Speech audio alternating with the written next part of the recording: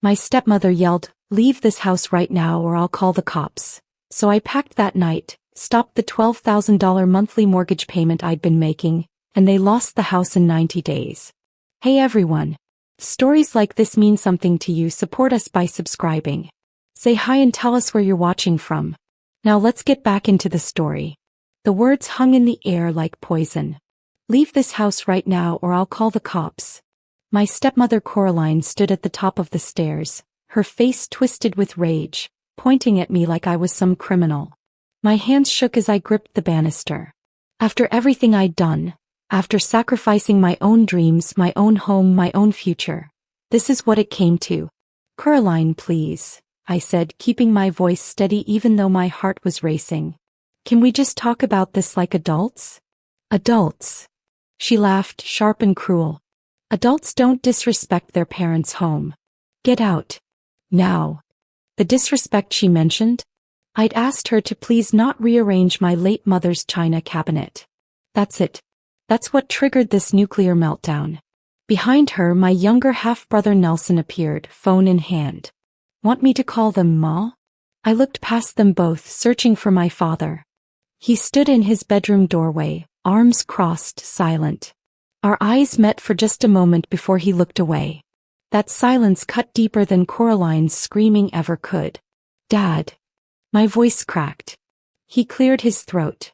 "Maybe it's best if you go cool off somewhere, Simone." Cool off. As if I was the problem. Something inside me went cold and clear. I'd been paying the $12,000 monthly mortgage on this house for 3 years. 3 years of sacrifice while they lived rent-free. 3 years of being treated like a burden in the home my mother left behind. "Fine," I said quietly. "I'll leave."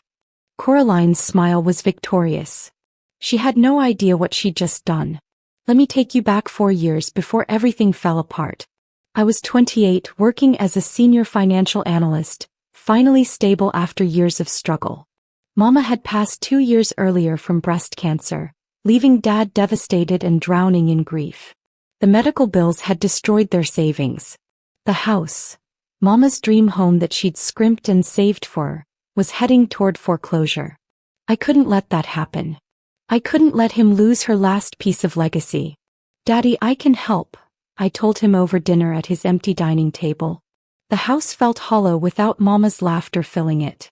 "I'll cover the mortgage until you get back on your feet." His eyes filled with tears. "Baby girl, that's too much. That's your future you'd be giving up." "Mama would want us to keep this house," I insisted. "It's temporary. Just until you're stable again." He hugged me so tight I could barely breathe. "You're just like your mama. Too good for this world." For 18 months, I paid that mortgage while living in my own small apartment across town. Then Dad started dating Coraline. She was 45, polished and charismatic. A dental hygienist with a bright smile and an even brighter personality at first. "Your father deserves happiness," everyone said. They married 6 months later. Quick, but grief makes people do impulsive things. I was happy for him. I really was. Then Coraline's son Nelson moved in. Then her sister Renee, just for a few months. Then Coraline suggested I was wasting money on rent. "Move in with us," Dad urged. "Family should be together. You're already paying the mortgage anyway." Red flags waved in my mind, but I ignored them. Family first, right? I moved in 3 weeks later. That's when everything changed. The first week was fine. Pleasant even. Coraline cooked elaborate dinners, and we'd all sit around Mama's table like a real family. Nelson kept to himself, gaming in the basement. Renee was quiet, always on her phone. Then Coraline started implementing house rules. "Since we're all living together, we need structure," she announced one Sunday morning, presenting a laminated list. "Everyone contributes to household harmony." Rule number 3 caught my eye. Respect the head of household's decisions regarding decor and household management. "What does this mean?" I asked carefully. Coraline smiled. "Just that as the lady of the house, I'll be making some updates. Freshening things up. Your mother had lovely taste, but it's been years. Time to move forward." My stomach dropped. Move forward from what? "Oh, honey," She touched my shoulder, voice dripping with false sympathy. I know change is hard. But your father needs to heal, and living in a shrine isn't healthy. Within a month, Mama's photos came down from the living room. Too depressing, Coraline claimed. Her throw pillows replaced Mama's quilted ones. Her art replaced Mama's paintings. I bit my tongue. Kept the peace. Told myself it was just decor. Then she went after Mama's garden. I came home from work to find her sister Renee yanking up Mama's rose bushes. The ones Mama had tended for 15 years. What are you doing? I dropped my bag and ran outside. Renee barely looked up. Coraline wants a vegetable garden here. More practical. Those are my mother's roses. Were, Coraline corrected, appearing behind me. Past tense, sweetheart. They were your mother's. She's gone. This is my home now. Actually, I said, voice shaking with controlled fury, this is my father's home. That I'm paying for. Her eyes narrowed. Oh, here we go. The great martyr routine. That night I knocked on Dad's study door. He looked tired, older than his 56 years. Dad, we need to talk about the house. He sighed. Coraline told me you were upset about the roses. It's not just the roses. It's everything. Mama's pictures, her things. Simone. He cut me off gently. I know you're hurting. But Coraline's right. I can't live in the past. Your mother wouldn't want that. Mama would want her memory respected, I countered. This is her house, Dad. Her home. It's my home, he said firmly. Mine and Coraline's now. And I appreciate everything you're doing with the mortgage, baby girl, I really do. But that doesn't give you veto power over how we live. The words stung like a slap. I'm not trying to control anything. I'm trying to preserve something meaningful. Then maybe, he said carefully, you need to think about getting your own place again. If living here is this painful. I stared at him. You want me to leave? I want you to be happy. And clearly you're not happy here. Walking out of that study, something fundamental shifted in me. I pulled up my banking app and looked at the numbers. Over the past 3 years, I'd paid $432,000 toward this mortgage. $432,000. And I had nothing to show for it. No equity. No ownership. Not even basic respect. I'd given up my own down payment. My own home. My own future. And for what? My Aunt Joyce, Mama's sister, called that weekend. I heard about the roses, she said without preamble. Simone, baby, what are you still doing in that house? It's complicated, Auntie. No, it's not. You're being used. Plain and simple. Her voice was sharp with concern. Your mama would be sick if she knew. I'm helping Dad. You're enabling him, she interrupted. And that woman is walking all over you both. She's erased your mother from her own home and you're paying her to do it. I was silent, throat tight. Look, I didn't want to tell you this, but you need to know. Aunt Joyce's voice softened. I ran into Coraline's ex-husband at the grocery store last month. We got to talking. And she left him in debt up to his eyeballs. Maxed out credit cards, took out loans in his name. He's a user, baby. A professional one. She sees your father as a retirement plan and you as a piggy bank. That's a serious accusation. It's the truth. Her ex warned me to warn you. Said she's done this before. Married men with assets, bled them dry, moved on. I thought about Nelson, who'd been between jobs for 8 months. About Renee, who'd been staying temporarily for over a year. About Coraline's new car, her designer bags, her weekly spa appointments. All while I paid $12,000 a month to keep a roof over their heads. I need proof, I finally said. Then get it. But please, Simone. Protect yourself. Your mama didn't raise a fool. I started paying attention. Really paying attention. Coraline's shopping bags multiplied. Nordstrom's, Saks, Bloomingdale's. Your father spoils me, she'd say with a laugh when I noticed. But Dad's credit card statements, which I accidentally saw on the kitchen counter, told a different story. He was drowning in debt. New charges appearing daily. His retirement account statements showed multiple withdrawals. I created a spreadsheet. 3 columns. Date, purchase, amount. In 6 months, Coraline had spent over $89,000 on household expenses and personal items. Dad's savings account had gone from $127,000 to $23,000. One Tuesday I came home early and found Coraline and Renee in the kitchen, laptop open between them. "We could refinance," Coraline was saying. "Cash out the equity. There's got to be at least $200,000 we could access." "But the monthly payment would go up," Renee pointed out. Coraline waved dismissively.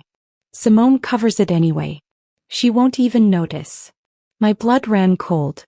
They were planning to refinance my mother's house, the house I was paying for, to extract cash for themselves. I backed away silently, went to my room and made 3 phone calls. First to a real estate attorney. Second to a financial advisor. Third to Aunt Joyce.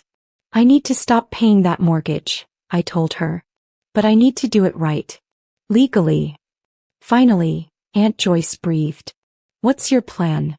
"I don't have one yet. But I will." That's when I started documenting everything. Every conversation. Every expenditure. Every dismissal of Mama's memory. I was building a case. I just didn't know for what yet.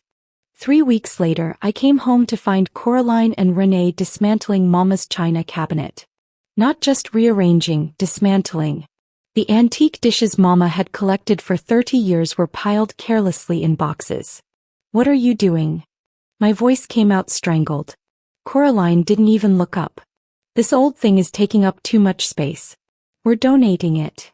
"You can't donate my mother's china cabinet. That's not yours to give away." She finally turned to me, hands on hips. "It's in my house, making my living room look cluttered. So yes, actually I can." "Your house." The words exploded out of me. "Your house. I've paid $432,000 toward this mortgage. Every single payment for 3 years. This isn't your house. You've paid exactly $0 toward it." Nelson appeared from the basement, phone already raised, recording. "You better watch your tone with my mother." "Or what?" I stepped toward him. "You'll do what, Nelson? Get a job? Contribute literally anything?" "Simone." Dad's voice boomed from the hallway. He'd come home without anyone noticing. "What is going on?" "Your daughter is being disrespectful," Coraline said, instantly shifting to victim mode. Tears welled in her eyes. "I was just trying to create a comfortable home and she attacked me." "I didn't attack anyone. I asked her not to dismantle Mama's china cabinet." "It's old and taking up space," Coraline whimpered. "I have a right to decorate my own home." Dad looked at me, disappointment heavy in his expression. "Can you please not do this today? I'm exhausted." "Do what?" "Stand up for Mama's memory. Turn everything into a fight about your mother." His voice rose. "She's gone, Simone. She's been gone for 4 years. Coraline is my wife now. This is her home. You need to accept that." The room fell silent. Even Coraline looked surprised by Dad's outburst. "This is her home," I repeated slowly. "The home I pay for. Every month. $12,000. "We never asked you to do that," Coraline interjected smoothly. "That was your choice. You can't hold that over us." "I'm not holding anything over anyone. I'm asking for basic respect for my mother's belongings." "Respect." Coraline's tears dried instantly. "You want to talk about respect? You storm in here, yelling at me in front of my son, making me feel unsafe in my own home." "Unsafe." I couldn't believe what I was hearing. "Yes, unsafe. You're aggressive and hostile. I've tried to welcome you, to make you feel like family, but you throw it back in my face. I asked you not to get rid of the china cabinet. You attacked me." Her voice rose to a shriek. "Nelson, you got it on video, right? Her threatening me." "I didn't threaten anyone. You were right in my face." Coraline backed against the wall dramatically. "Leonard, are you going to protect me or not?" Dad looked between us, conflicted.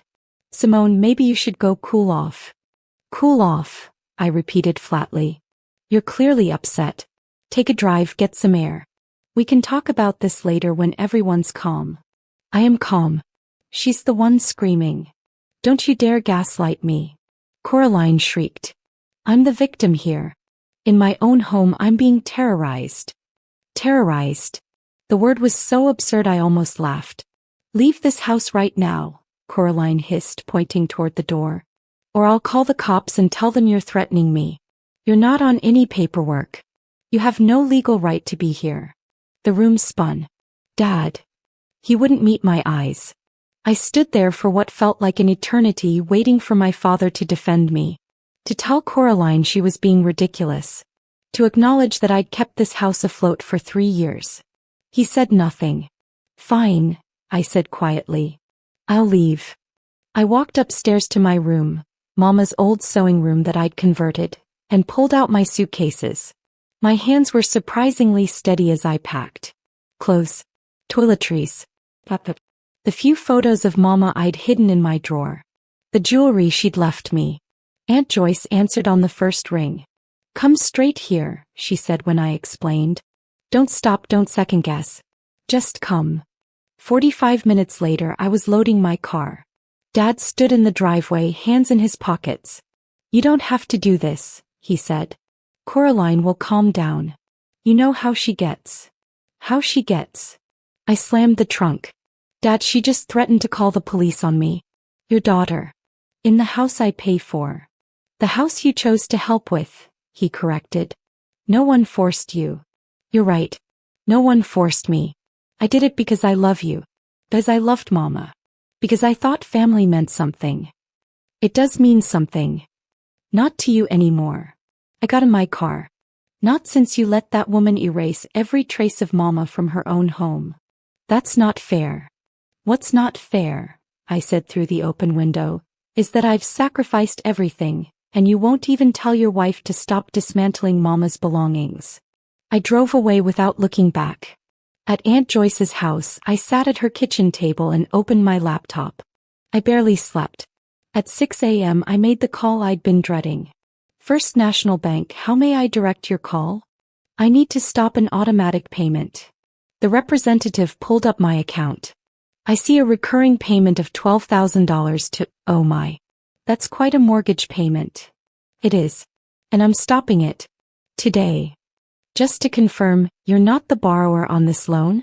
This is just a personal payment you've been making on someone else's behalf. Correct. Okay, that's actually easy then. I'll cancel the automatic transfer right now. The next payment was scheduled for 3 days from now, so you're stopping it just in time. 3 clicks on her keyboard and it was done. 3 years of payments, ended in 30 seconds. I called the mortgage company next. I'm not the borrower, but I've been making payments on loan number 5847392. I'm notifying you that I'll no longer be doing so. Understood. We'll note the account. The actual borrower, Mr. Leonard James, will be responsible for all future payments. Then I called my financial advisor. I need to know the exact total I've paid, broken down by year for tax purposes. She called back 2 hours later. Simone, honey, this is, wow, $432,000 over 3 years. You could have bought 2 houses with that money. I know. At least tell me you got something in writing? Some kind of agreement. No. It was family. I trusted them. Her sigh was heavy. I'm sending you documentation of every payment. You might be able to claim this as a gift on your taxes, but you'll need to talk to a CPA. Thank you. My phone buzzed. Dad calling. I let it go to voicemail. For 2 weeks, I ignored calls from Dad and Coraline. Then the messages started getting desperate. Baby girl, we need to talk about the mortgage payment. Call me. Simone, this isn't funny. The bank called. Call your father back. You're being childish. We're family. We can work this out. Finally, Coraline herself called, voice syrupy sweet. Simone, honey, I think we got off on the wrong foot. Why don't you come by for dinner? We can talk about everything. I didn't respond to any of them. Aunt Joyce's lawyer friend, Michelle, reviewed my documentation. You have every text message? Every bank statement showing your payments? Everything. Good. Because here's what's going to happen. They're going to default on that mortgage in about 60 days. The bank will start foreclosure proceedings. They'll panic and try to make you feel guilty. I already feel guilty. Don't. Michelle's voice was firm. You gave them 3 years of free housing. $432,000. That's more than most people see in a decade. You owe them nothing. He's my father. Who chose his new wife over his daughter? Who let her erase your mother's memory? Who stood silent while she threatened you? He was right. I knew she was right. The first missed payment hit their account 30 days after I left. Then the second. By day 60, the bank sent a formal notice of default. Dad called 17 times that day. I answered on the 18th call. How could you do this to us? His voice was raw. Do what? Stop paying for a house I don't live in? A house where I was threatened with police. You're going to let us lose your mother's house? The manipulation was breathtaking. No, Dad. You're going to lose it. You and Coraline. We can't afford the payment. Then you shouldn't have run me out. Day 87, Coraline showed up at Aunt Joyce's house. You can't hide forever, she shouted through the door. We need to talk. Aunt Joyce called the police before opening the door. You're on my property uninvited. Leave. I just want to talk to Simone. I appeared behind Aunt Joyce. Say what you need to say. Coraline's face crumpled. Gone was the polished, confident woman. She looked haggard, desperate. Please. We're going to lose the house. Your father's heartbroken. You're destroying your family over a stupid argument. A stupid argument? You threatened to call the cops on me. I was upset. I didn't mean it. People say things when they're emotional. And people face consequences for their actions. Please. He was crying now, mascara running. I'll apologize. I'll put everything back the way it was. We can get your mother's china cabinet from the donation center. Just please start paying the mortgage again. No. Simone, please. We'll lose everything. You mean you'll lose everything? I already lost everything. My money, my future, my father's respect. I'm just done paying for the privilege of being disrespected. Nelson's car pulled up. He got out, face furious. You selfish. Nelson, don't, Coraline warned. No, she needs to hear this. You're destroying a family because your feelings got hurt. Grow up. Get a job, I said calmly. Pay your own bills. Then talk to me about growing up. The police arrived. Coraline and Nelson left. That was the last time I saw them. 3 days later, the foreclosure finalized. The house sold at auction. Dad called one last time. I hope you're happy. Your mother's house is gone. My mother's house was gone the day you let Coraline move in. He hung up. We haven't spoken since. I'm sitting in Aunt Joyce's garden. She's teaching me to grow roses like Mama used to. My hands are dirty and the sun is warm on my face, but my heart is heavy. People ask if I regret it. If I wish I'd handled things differently. The truth is complicated. I don't regret stopping the payments. I don't regret standing up for myself. But I grieve what I've lost, not the house but my father. The man who used to call me his baby girl. The man Mama loved. That man is gone, replaced by someone I don't recognize. Coraline and Dad moved into a small apartment. Last I heard from a mutual friend, they're drowning in debt. Nelson finally got a job at a call center. Renee moved in with her boyfriend. I could have saved them. Part of me wanted to. The daughter in me screamed to fix it, to rescue him one more time. But Aunt Joyce asked me a question that changed everything. If your mama was here, what would she tell you to do? Mama would tell me I'm worth more than being a bank account. Worth more than being erased. Worth more than silence in the face of disrespect. I've started therapy. Started rebuilding my savings. Started dating someone who treats me with the respect Coraline never did. But sometimes late at night I cry for the relationship I'll never have with my father again. For the family I thought I had but never really did. For the little girl who thought love and money were the same thing. They're not. I know that now. The roses in this garden will bloom next spring. They're not Mama's roses. Those are gone forever. But they're beautiful in their own right. And maybe, just maybe, so am I. Sometimes the saddest endings are the ones where you win but lose everything that mattered. I have my self-respect. My boundaries. My future. But I don't have my father. And that's a price I'll be paying for the rest of my life. Thank you for listening to my story. If it resonated with you, please like, subscribe, and share. Sometimes healing means walking away even when it breaks your heart. Especially then.